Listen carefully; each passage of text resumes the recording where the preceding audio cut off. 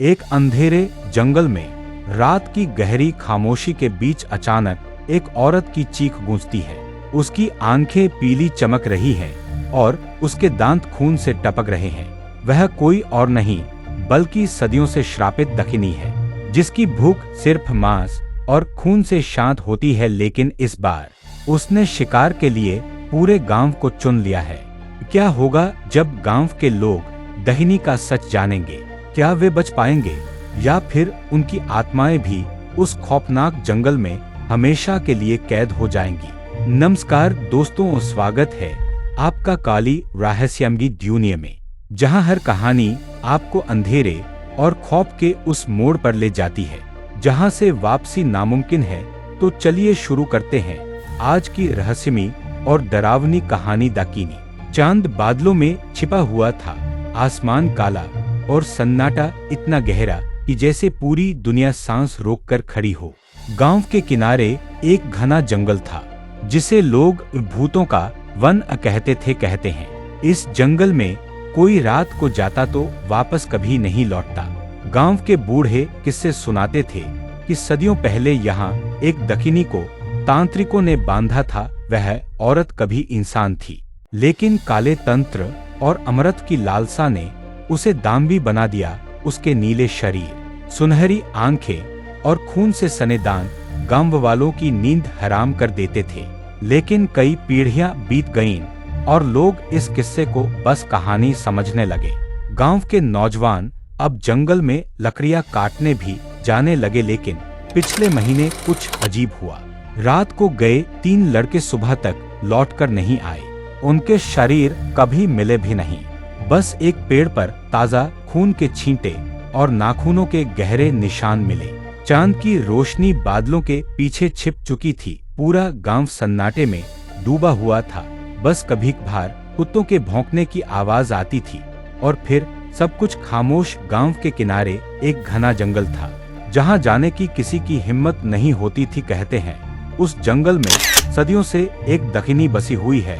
उसकी आंखें अंधेरे में आग की तरह चमकती हैं और उसकी चीख सुनते ही इंसान का खून जम जाता है। गांव के बुजुर्ग इस किस्से को बार बार सुनाते थे, लेकिन नई पीढ़ी के लिए ये सब कहानियां और अंधविश्वास से ज्यादा कुछ नहीं था। रघु नाम का एक नौजवान अक्सर कहता कि यह सब झूठ है।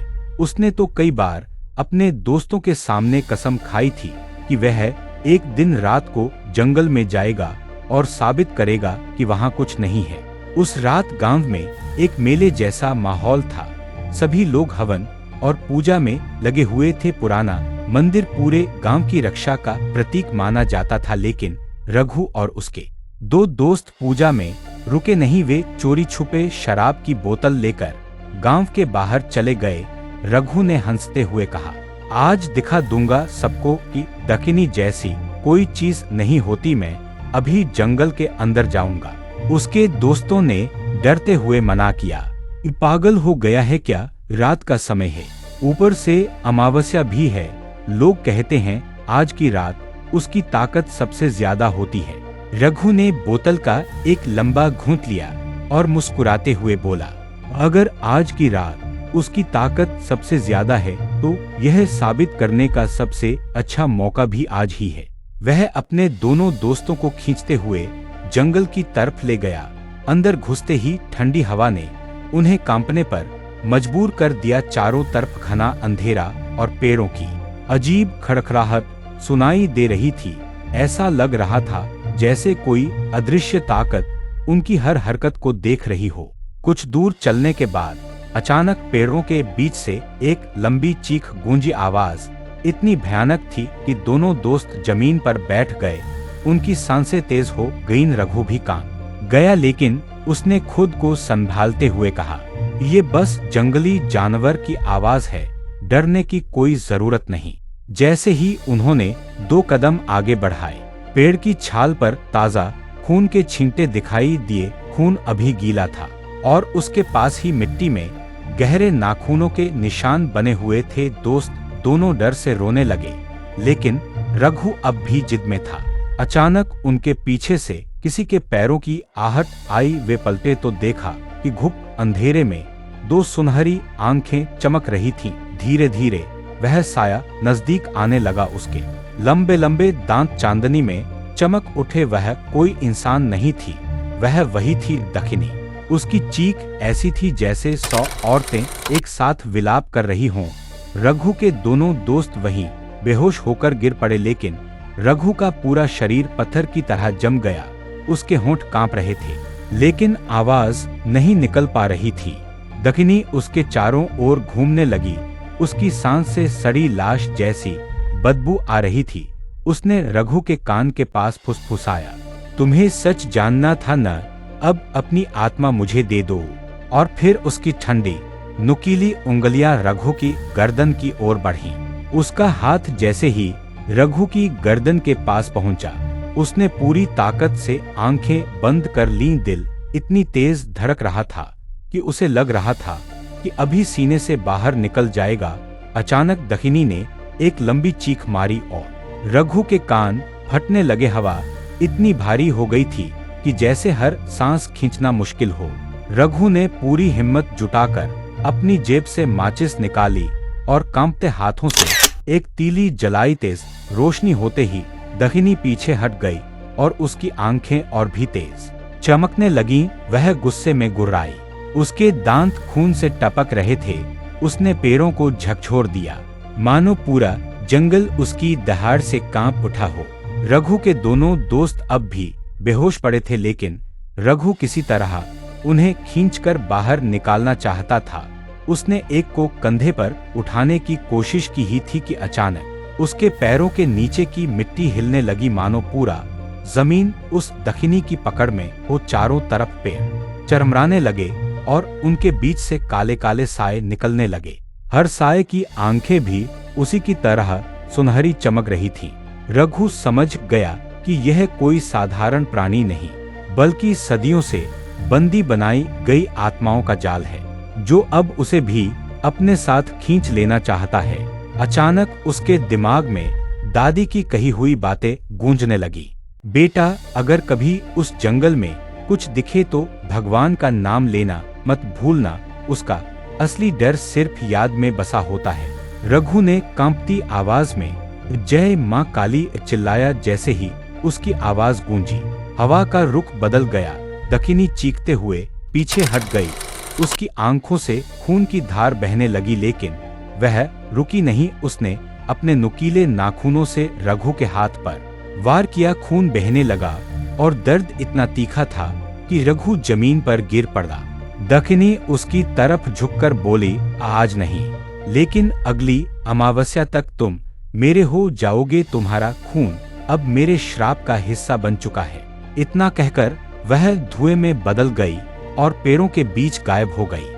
रघु की आंखें बंद होने लगीं। आखिरी बार उसने देखा कि उसके दोनों दोस्त धीरे धीरे होश में आ रहे हैं और दूर से मशाल लिए गांव वाले उनकी तरफ भागते आ रहे हैं, लेकिन उसके कानों में अब भी वही आवाज गूंज रही थी, अगली अमावस्या तक तुम मेरे हो।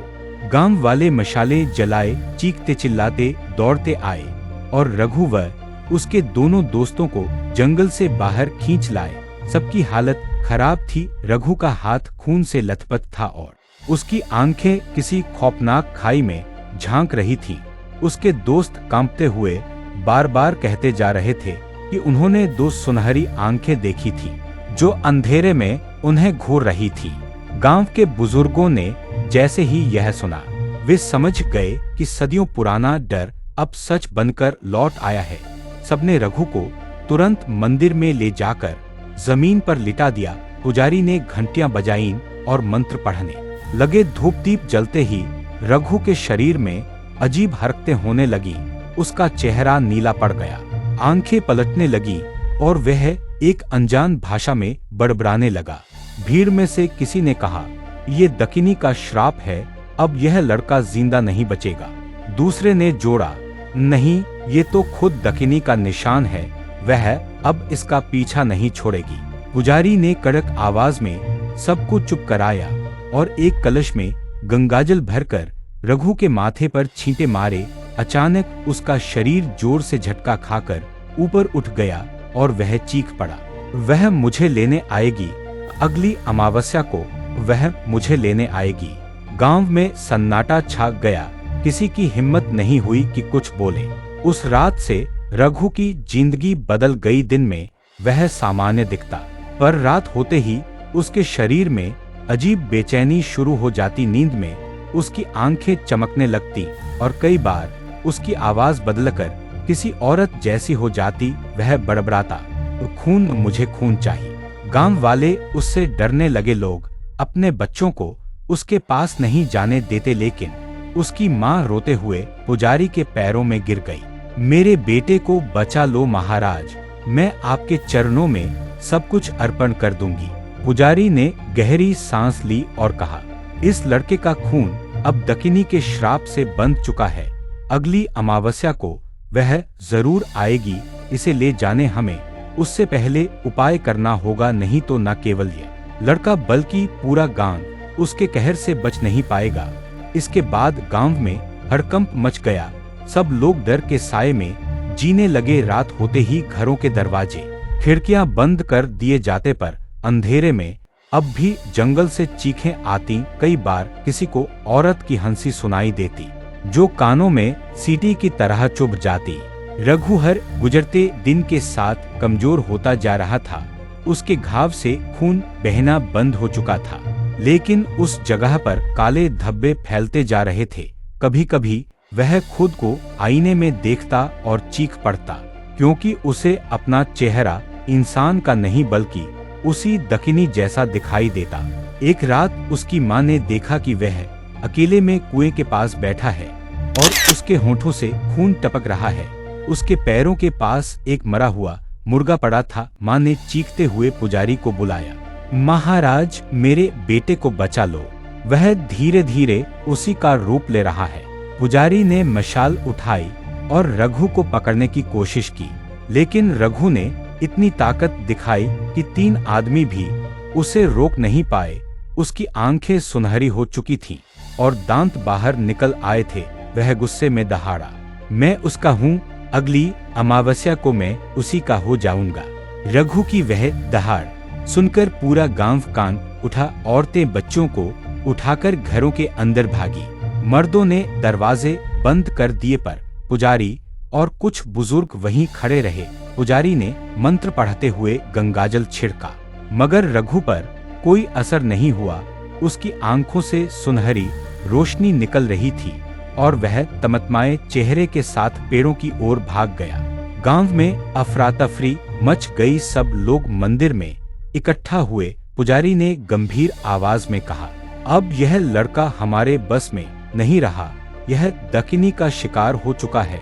हमें किसी बड़े तांत्रिक की मदद लेनी होगी। गांव के बुजुर्गों ने एक नाम लिया, भैरवनाथ पूर्णविराम। कहा जाता था कि भैरवनाथ पहाड़ के उस पार रहता है और उसकी साधना इतनी प्रबल है कि वह किसी भी आत्मा को वश में कर सकता है। पर उसके पास जाने का मतलब था मौत के मुंह में जाना, क्योंकि रास्ता जंगल से होकर गुजरता था। फिर भी 5 बहादुर आदमी आगे आए। वे अगले ही दिन सुबह मशाले, नारियल और मंत्रों की किताबें लेकर पहाड़ की ओर निकल पड़े। पूरे गांव की उम्मीदें अब उन पर टिकी थी।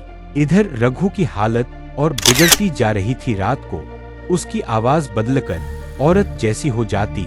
वह घर की दीवारों पर नाखून मारता और जमीन पर गहरे निशान बना देता। कभी अचानक हंसने लगता तो कभी खुद से बातें करता। उसकी माँ लगातार रोती रहती। तीसरे दिन उन 5 आदमियों में से सिर्फ 3 ही लौट कर आए। उनके कपड़े फटे हुए थे, चेहरे पर डर साफ झलक रहा था। उन्होंने कांपती आवाज में कहा, भैरवनाथ ने हमारी बात सुनी। वह अगली अमावस्या की रात से पहले यहाँ पहुँचेगा। उसने कहा कि दकिनी को रोकना आसान नहीं होगा, लेकिन अगर पूरा गांव साथ देगा तो शायद चमत्कार हो सके।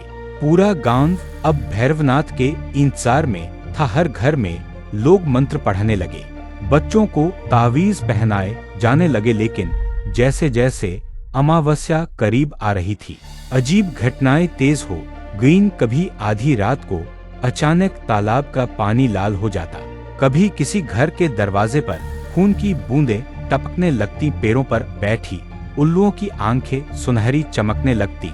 और सबसे डरावनी बात, कई लोगों ने रात में खेतों में रघु को घूमते देखा। उसकी आंखें आग की तरह जल रही थीं। एक बूढ़ी औरत ने तो यह भी कहा कि उसने अपने आंगन में रघु को खड़ा देखा था, लेकिन जब उसने आंख झपकाई तो वह गायब हो चुका था। आखिरकार वह दिन आ पहुंचा। सूरज डूबते ही पूरा गांव मंदिर में जमा हो गया। हर तरफ दीपक जलाए गए, घंटियां बज रही थीं और सब लोग भैरवनाथ का इंतजार कर रहे थे। रात गहरी होने लगी, आसमान काला हो चुका था। तभी अचानक मंदिर के दरवाजे खुले और एक लंबा, काले वस्त्रों में लिपटा हुआ आदमी भीतर आया। उसके गले में रुद्राक्ष की मालाएं थीं और हाथ में त्रिशूल। उसकी आंखों में अजीब सी चमक थी। गांव वाले डर और उम्मीद के बीच झुक गए। वह भैरवनाथ था। उसने भारी आवाज में कहा, जिसका नाम लेने से दुष्ट कांपते हैं, उसी महाकाल की शरण में आज हम यह युद्ध लड़ेंगे। दखिनी को उसकी कैद में लौटना ही होगा।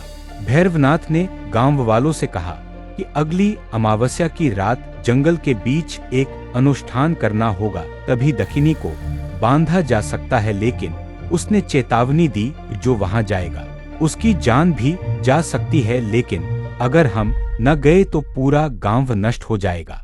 गांव वालों के चेहरों पर डर साफ झलक रहा था, मगर सब जानते थे कि और कोई रास्ता नहीं है।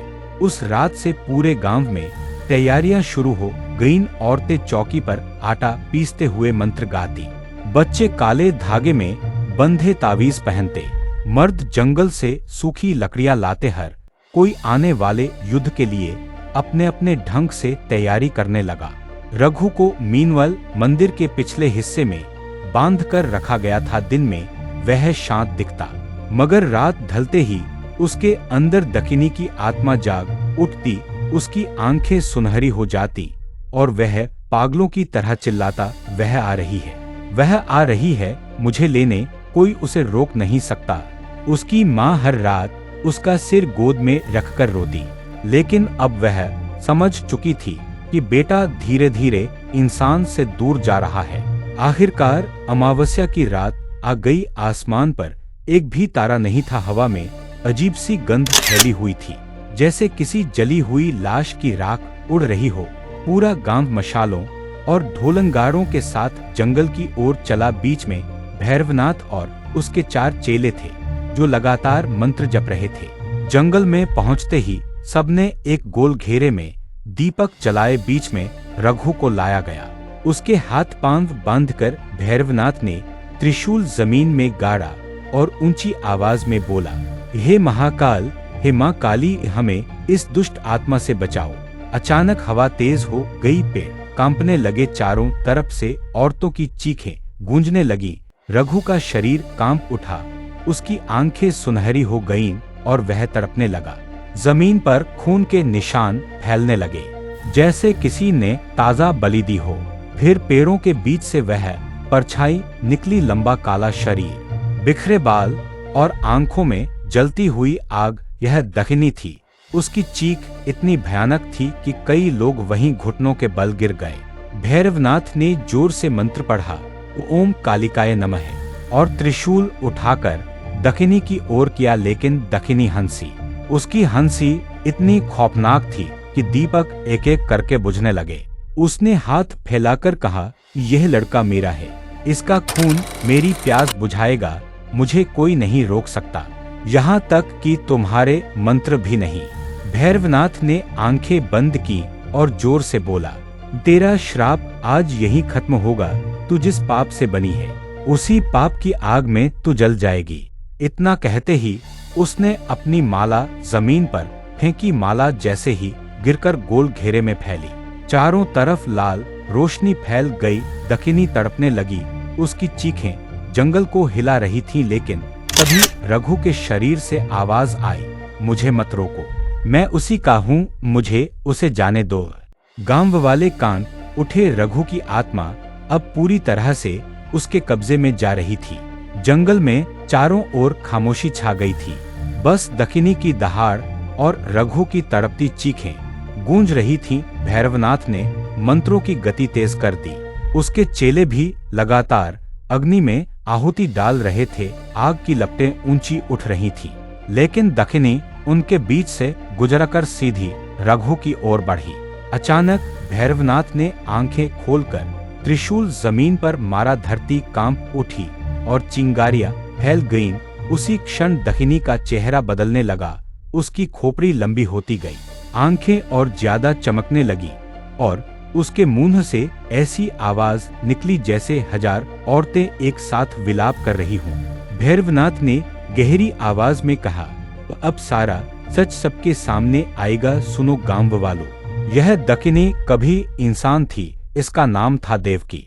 गांव वाले एक दूसरे को हैरानी से देखने लगे। भैरवनाथ ने आगे बताया, सैकड़ों साल पहले यह इसी गांव की सबसे खूबसूरत औरत थी, परंतु इसकी महत्वाकांक्षा इसकी मौत बनी। यह अमर होना चाहती थी। इसने काले तंत्र का सहारा लिया। रात रात भर शव साधना करती। गांव के लोग डरते थे, लेकिन इसके पति ने भी इसका विरोध नहीं किया। धीरे धीरे इसने श्मशान की आत्माओं को बुलाना शुरू कर दिया। फिर एक दिन एक तांत्रिक ने इसे साधना में धोखा दिया। उसने वचन तोड़ा और इसकी आत्मा को अधर में छोड़ दिया। शरीर इंसान का रहा, पर आत्मा दानवी हो गई। तब से यह खून की प्यास से ग्रसित होकर जंगल में भटक रही है। दखिनी गुस्से से चीखने लगी, झूठ, सब झूठ। मैं धोखा खाई थी। मेरी प्यास कभी खत्म नहीं होगी। मैं सबको निगल जाऊंगी। इतना कहकर उसने हवा का तेज झोंका छोड़ा। कई गांव वाले गिर पड़े। दीपक बुझ गए और चारों तरफ सन्नाटा भर गया। रघु की माँ चीख उठी, मेरे बेटे को छोड़ दो, जो चाहे ले लो, पर उसे मत ले जाओ। दखिनी उसकी ओर झपटी, लेकिन भैरवनाथ ने मंत्रों की शक्ति से आग की दीवार खड़ी कर दी। वह दीवार धधकती हुई लपटों से बनी थी। दखिनी उसमें टकराकर तड़पने लगी। उसके चेहरे पर दर्द और नफरत एक साथ झलक रही थी। रघु अचानक जोर से हंस पड़ा। उसकी आंखों से रोशनी निकलने लगी और वह चीखा, मैं उसका हूँ, मुझे कोई नहीं बचा सकता। भैरवनाथ उसके सामने आकर बोला, बेटा, तू इंसान है, तेरा जन्म माँ के गर्भ से हुआ है। तुझे किसी दानवी की कैद में रहने की जरूरत नहीं। लेकिन रघु की आवाज बदल गई। उसमें औरत की खरखराहट आ गई। खिड़कियां बंद कर दिए जाते पर उसका अंधेरे में मेरे श्राप की जंगल से चीखें आ। भैरवनाथ ने अपनी हथेली उठाई और मंत्र पढ़ा, ओम ह्रीं काली कपालिनी स्वाहा। अचानक आकाश में बिजली कौंधी और दखिनी का असली रूप सामने आ गया। उसका चेहरा इंसानी था, लेकिन आधा जला हुआ। शरीर पर खून के धब्बे और पैरों की जगह पंजों जैसे नुकीले नाखून। उसकी आंखों में सिर्फ भूख और प्रतिशोध था। गांव वाले डर से पीछे हट गए। किसी ने बच्चे को सीने से चिपका लिया। कोई रोने लगा, लेकिन भैरवनाथ अडिग खड़ा रहा। उसने जोर से चिल्लाया, तेरी साधना अपूर्ण थी, तू धोखे से दखिनी बनी। आज महाकाल की शक्ति से तुझे तेरे कर्मों का फल मिलेगा। दखिनी चीखते हुए उसकी ओर झपटी। उसका पंजा भैरवनाथ के गले तक पहुंचा ही था कि उसने त्रिशूल घुमा दिया। आग की लपटें उठी और पूरा जंगल रोशनी से भर गया। रघु जमीन पर गिर पड़ा। उसका शरीर कांप रहा था। उसकी आंखों से सुनहरी चमक धीरे धीरे बुझने लगी, लेकिन दखिनी अब भी तड़पते हुए चिल्ला रही थी, मैं वापस आऊंगी। ये श्राप कभी खत्म नहीं होगा। जंगल आग और चीखों से भर गया था। दखिनी की छाया हर पेड़ पर फैल गई थी, मानो पूरा जंगल उसी का रूप ले चुका हो। उसके नाखून आसमान तक लंबे हो रहे थे और हर वार से जमीन फट रही थी। गांव वाले चिल्लाकर भागने लगे, लेकिन भैरवनाथ ने उन्हें रोकते हुए आदेश दिया, घेरा मत तोड़ना। अगर तुम लोग भागे तो यह दखिनी सबको निगल जाएगी। गांव वाले कांपते हुए फिर से गोल घेरे में लौट आए। उनके हाथों में जलते दीपक कांप रहे थे। भैरवनाथ ने त्रिशूल आकाश की ओर उठाया और गर्जा, जय महाकाल। उसके मंत्रों की गूंज से हवा और भारी हो गई। आग की लपटें इतनी ऊंची उठी कि चांद भी उनसे छिप गया। दखिनी दर्द से तड़प उठी, लेकिन उसकी चीख और भी भयानक हो गई।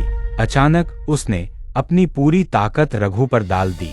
रघु जमीन पर तड़पते हुए चिल्लाने लगा, माँ मुझे बचा लो।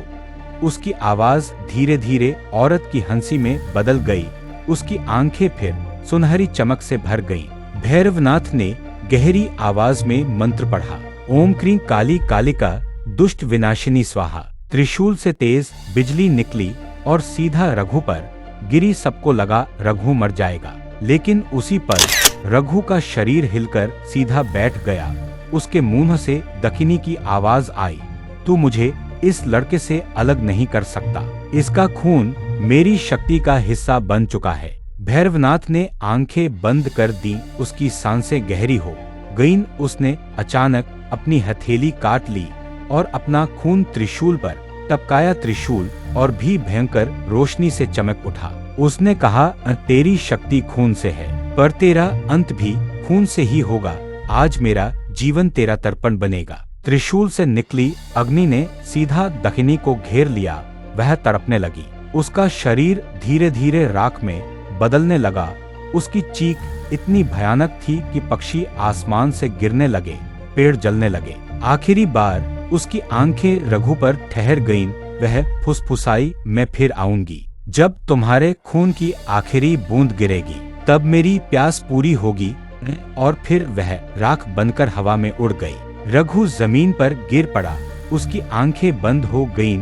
उसकी माँ दौड़कर उसके पास पहुंची और उसे गले लगा लिया। कुछ पल बाद उसकी सांसें लौट आईं। भैरवनाथ ने थकी हुई आवाज में कहा, यह खत्म तो हुआ, पर श्राप अभी भी बाकी है। अगली पीढ़ी तक इसका असर रहेगा। तुम सबको सावधान रहना होगा। गांव वाले स्तब्ध खड़े रहे। जंगल अब शांत था, लेकिन हवा में राख की गंध और वह अधूरी चीख अब भी गूंज रही थी। रघु धीरे धीरे होश में आया। उसकी आंखों से सुनहरी चमक गायब हो चुकी थी, लेकिन उसके हाथ पर बना वह काला निशान अब भी जिंदा था।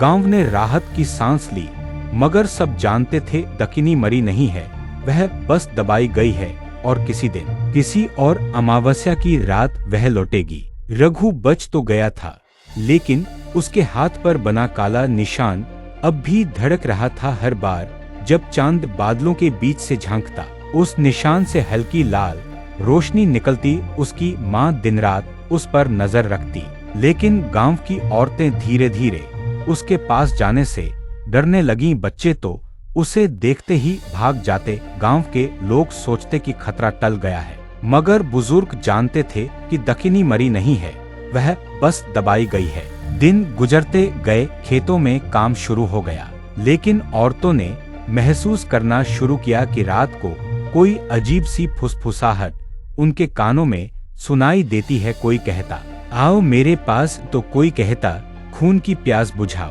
पहले तो औरतों ने इसे सपना समझा, मगर जब आधी रात को कई औरतें नींद में उठकर कुएं के पास पहुंच गईं, तब गांव में खौफ फैल गया। एक रात रघु की मां ने देखा कि उसका दरवाजा धीरे धीरे अपने आप खुला। बाहर आंगन में 4 औरतें खड़ी थीं। सबकी आंखें बंद थीं और वे एक ही सुर में बुदबुदा रही थीं। उनकी आवाज बिल्कुल उसी दकिनी जैसी थी, खुरदरी, डरावनी और भारी। अचानक उनमें से एक औरत ने अपनी आंखें खोली और उसकी आंखें सुनहरी चमक रही थीं। उसने धीमे से कहा, मैं लौटी हूँ। रघु की माँ डर के मारे चीख पड़ी, लेकिन तभी बाकी औरतें बेहोश होकर जमीन पर गिर गईं। सुबह जब उन्होंने होश संभाला, उन्हें कुछ याद नहीं था। गांव में अफवाह फैल गई कि दकिनी अब औरतों के शरीर में घुसकर जी रही है। भैरवनाथ फिर गांव बुलाया गया। उसने सबको इकट्ठा करके कहा, मैंने पहले ही कहा था, यह श्राप खत्म नहीं हुआ है। अब यह औरतों के बीच प्रवेश कर रही है, क्योंकि स्त्री शरीर उसकी असली साधना का माध्यम है। हमें अगली अमावस्या से पहले इसका अंत करना होगा, नहीं तो पूरा गांव उसकी दासी बन जाएगा। गांव वाले डर गए, पर औरतें भीतर ही भीतर कुछ और महसूस कर रही थीं। रात होते ही कई औरतें अजीब तरह से गाना शुरू कर देती। उनके गीतों में खून, मौत और तंत्र मंत्र का जिक्र होता। कुछ औरतें अपने बच्चों पर चिल्ला उठती, मानो वे अपने नहीं किसी अजनबी के बच्चे हों। सबसे डरावनी बात, यह थी कि औरतों की हंसी बदल गई थी। वह वही खौफनाक हंसी थी जो दखिनी की थी। अगली रात गांव की 5 औरतें अचानक गायब हो गईं। सबने उन्हें ढूंढना शुरू किया। जब सुबह हुई, वे औरतें जंगल के बीच एक पुराने पेड़ से बंधी हुई मिली। उनके शरीर पर लाल सिंदूर पोता हुआ था और उनके माथे पर उल्टे मंत्र लिखे हुए थे। वे सब बेहोश थीं, लेकिन उनके होठों पर मुस्कान जमी हुई थी। भैरवनाथ ने गांव वालों को समझाया कि यह दकिनी का खेल है। वह अब शरीर बदल बदल कर खुद को जिंदा रख रही है। उसका मकसद है कि अगली अमावस्या को वह किसी स्त्री का शरीर पूरी तरह अपना बना ले और हमेशा के लिए मुक्त हो जाए। गांव की औरतें अब आपस में शक करने लगीं। कोई किसी को देखती तो डर जाती कि कहीं उसमें दखिनी तो नहीं पति अपनी पत्नियों को कमरे में बंद रखने लगे।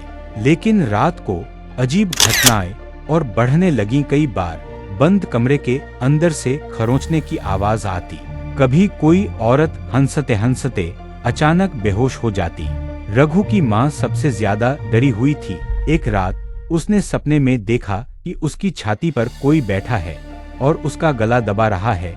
उसने आंख खोली तो सचमुच उसे लगा कि कोई भारी चीज उसके ऊपर है। वह चीखने लगी, मगर आवाज बाहर नहीं निकली। अचानक उसने देखा कि उसकी अपनी परछाई ही उसका गला दबा रही थी। सुबह जब वह उठी तो उसके गले पर नीले निशान थे। धीरे धीरे औरतों का आपसी मेलजोल खत्म हो गया। वे एक दूसरे से नजरें चुराने लगी, लेकिन अंदर ही अंदर दकिनी की आत्मा उन्हें जोड़ रही थी। एक रात पूरा गांव मंदिर में सोया हुआ था और तभी 15 औरतें उठ खड़ी हुईं। उनकी आंखें सुनहरी थीं और उनके होठों से खून टपक रहा था। वे सब एक साथ हंसने लगी। उनकी हंसी इतनी तेज थी कि मंदिर की दीवारें कांपने लगीं। आग अपने आप बुझ गई। बच्चों ने चीखना शुरू कर दिया। मर्दों ने उन्हें रोकने की कोशिश की, मगर उन औरतों की ताकत इतनी बढ़ गई थी कि किसी की हिम्मत नहीं चली। भैरवनाथ तुरंत त्रिशूल लेकर सामने आया। उसने गरजकर कहा, हे दुष्ट आत्मा, तू औरतों की गोद में छिपकर इंसानियत को नष्ट करना चाहती है, लेकिन आज तुझे तेरे कर्मों का फल मिलेगा। औरतें अचानक गोल घेरा बनाकर एक दूसरे के चारों ओर घूमने लगी। वे मंत्र बोल रही थी, लेकिन वे मंत्र उल्टे थे, जैसे कोई शैतानी पूजा हो रही हो। उनके बीच अचानक दकिनी का असली रूप प्रकट हुआ। राख से बना हुआ लंबा काला शरीर और अग्नि जैसी आंखें। वह गर्जी, मैं इंसान नहीं, मैं प्यास हूँ। औरत मेरा घर है, उनका खून मेरा जल है, तुम मुझे रोक नहीं सकते। भैरवनाथ ने जोर से मंत्र पढ़ा और त्रिशूल जमीन में गाड़ दिया, पर इस बार दकिनी और भी शक्तिशाली थी। उसने औरतों को एक साथ हवा में उठा दिया। सबकी आंखें चमक रही थीं और उनके शरीर से धुआं निकल रहा था। गांव में अफरा-तफरी मच गई। बच्चों की चीखें, औरतों की तड़प और दकिनी की हंसी सब मिलकर ऐसा माहौल बना रहे थे कि जैसे नरक धरती पर उतर आया हो। भैरवनाथ ने पूरा जोर लगाकर अंतिम मंत्र पढ़ा। आग की लपटें उठी और सीधा उन औरतों को घेर लिया। वे चीखने लगी, लेकिन उनकी चीखें मानो दखिनी की थीं। आग की रोशनी में उनकी परछाइयां दखिनी के रूप में बदल गईं। अचानक उनमें से एक औरत, रघु की मां, सबसे ऊंची आवाज में चिल्लाई। उसकी आंखें सुनहरी हो गईं और उसने कहा, अब मैं उसकी हूँ, मेरा शरीर अब उसका है। गांव वाले स्तब्ध रह गए। रघु चीखकर मां की ओर भागा, लेकिन भैरवनाथ ने उसे रोक लिया। उसने कहा, अगर तू आगे बढ़ा तो तेरी माँ की आत्मा भी नष्ट हो जाएगी। रघु रोने लगा, लेकिन उसकी माँ की आवाज अब दकिनी की थी, यह सिर्फ शुरुआत है, अगली पीढ़ी मेरी होगी। फिर वह औरतें जमीन पर गिर पड़ी। सब बेहोश थीं, लेकिन उनकी आंखें खुली तो उनमें हल्की सुनहरी चमक अब भी बाकी थी। भैरवनाथ थककर गिर पड़ा और उसने कहा, हमने उसे दबा दिया है, पर वह पूरी तरह खत्म नहीं हुई। अब वह औरतों के खून में बस चुकी है। अगली अमावस्या को यह और भी ताकतवर होकर लौटेगी। गांव में सन्नाटा छा गया। आग की राख अब भी जल रही थी और हवा में दकिनी की हंसी गूंज रही थी। उस रात गांव में फिर से सन्नाटा था। सबको लग रहा था कि दखिनी दब चुकी है, लेकिन अचानक मंदिर की घंटी अपने आप बजने लगी। रघु की माँ धीरे धीरे उठी और उसकी आंखें सुनहरी हो गईं। उसकी आवाज बदलकर वही दखिनी जैसी हो गई। मैं अभी यही हूँ, कोई मुझे मिटा नहीं सकता। गांव वाले डर से कांप उठे। तभी भैरवनाथ ने अपनी आखिरी ताकत जुटाई और त्रिशूल उठाकर उसकी ओर फेंका। त्रिशूल उसके सीने में धंस गया और वह दर्द से चीख पड़ी। उसका शरीर आग की लपटों में जलने लगा। रघु दौड़कर मां को पकड़ना चाहता था, लेकिन वह राख में बदल चुकी थी। उसकी राख हवा में उड़ गई और आखिरी बार वही भयानक हंसी गूंजी, मैं लौटूंगी अगली पीढ़ी में, तुम्हारे खून में। मंदिर फिर से खामोश हो गया, लेकिन गांव के हर इंसान के दिल में डर अब हमेशा के लिए बस गया था।